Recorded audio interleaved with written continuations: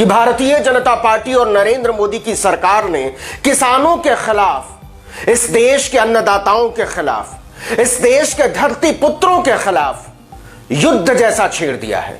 इतवार की शाम शाहजहांपुर मोर्चे से किसान दिल्ली की तरफ बढ़ रहे थे। भारी बारिश हो रही थी। किसान अपनी अपनी ट्रॉलियों में कांप रहे थे। उनमें सैकड़ों बुजुर्ग किसान भी थे। अचानक लगता है कि किसी दुश्मन देश ने हमला कर दिया है। बादलों से भरा हुआ आसमान चमकने लगता है। किसानों को लगा बिजली कड़क रही है, लेकिन वो एक कायर मुख्यमंत्री के कायर सिपाहियों की बंदूकों से उगली जा रही गोलियां थी। भारतीय जनता पार्टी की सरकार का आदेश था कि किसी भी सूरत में किसानों को दिल्ली की तरफ न बढ़ने दिया जाए। इस आदेश का पालन करते हुए जवानों ने बंदूक की नाल अपने ही मां बाप, चाचा ताऊ, भाई बहनों की तरफ मोड़ दी थी। देखते ही देखते आंसू गैस के इतने गोले बरसने लगे कि बादल और बारिश की वजह से छाया हुआ अंधेरा साफ हो गया। किसान ट्रैक्टर में बैठे थे। उसकी ट्रॉलियों पर तिरपाल लगे हुए थे। बीजेपी सरकार की पुलिस उन तिरपालों को निशाना बना रही थी। एक ट्रॉली में बाकायदा आग लग गई। उसमें 13 किसान बैठे हुए थे। नौजवान किसान उन्हें बचाने के लिए दौड़े, लेकिन बीजेपी की पुलिस बेरहम बर्बर हो उठी थी।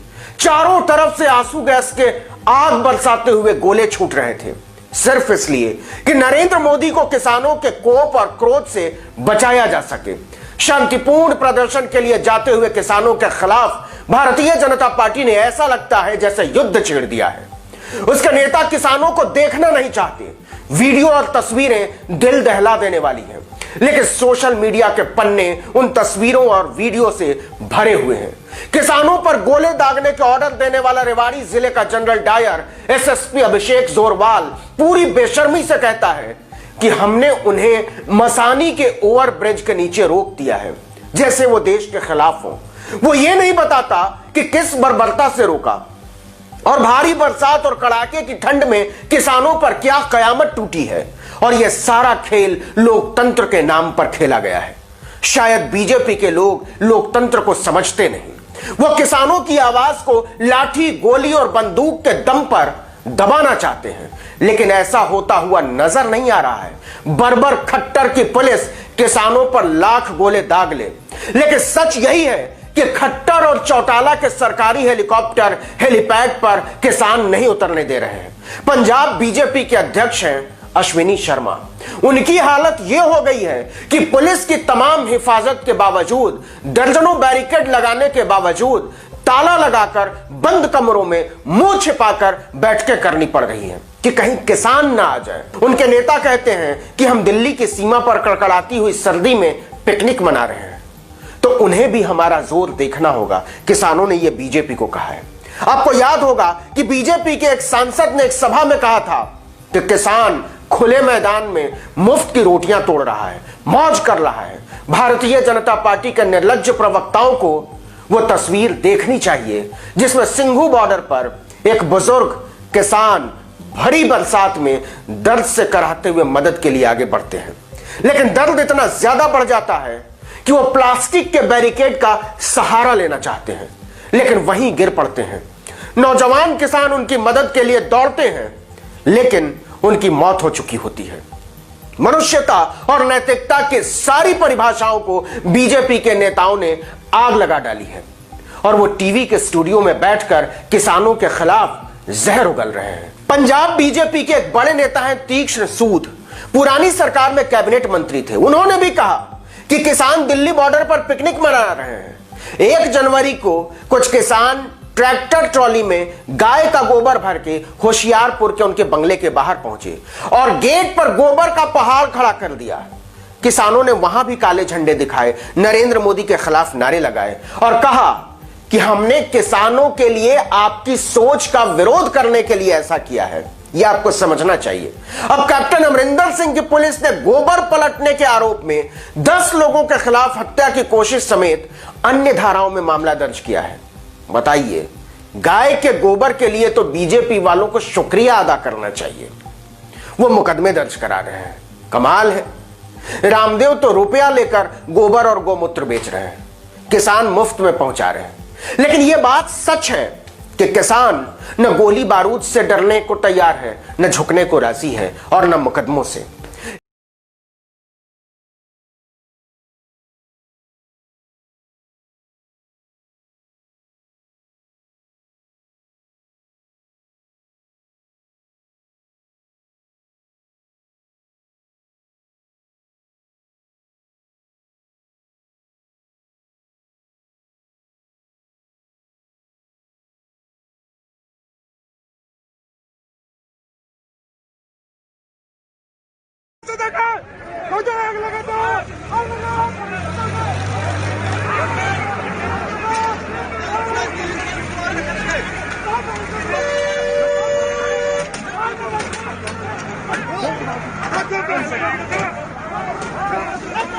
ये तस्वीरें आप देख रहे हैं सिंघू बॉर्डर की, जहां पर दिल्ली पुलिस स्टैंड बाई है। आंसू गैस की अपनी बंदूकें तैयार कर ली है, अंदर शेल डाल दिया गया है, कारतूस डाल दिया गया है टीयर गैस का।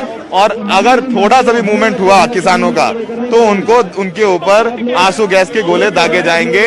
अब किसानों ने भी पानी की बाल्टियां तैयार रखी है अभिषेक, तो जैसे ही उनका कहना है कि जैसे ही आंसू गैस का गोला लैंड होगा तुरंत उसे एक व्यक्ति गीले कपड़े से पकड़ के बाल्टी में डालकर डिफ्यूज करने की कोशिश करेंगे।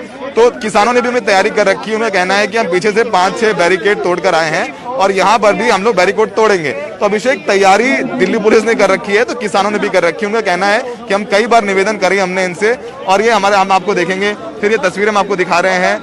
अगर थोड़ी सी मूवमेंट यहाँ पर होगी तो टीयर गैस का पहले गोले, ये टीयर गैस से गोले दागे गए, ये टीयर गैस से गोले दागे गए अभिषेक सीधे।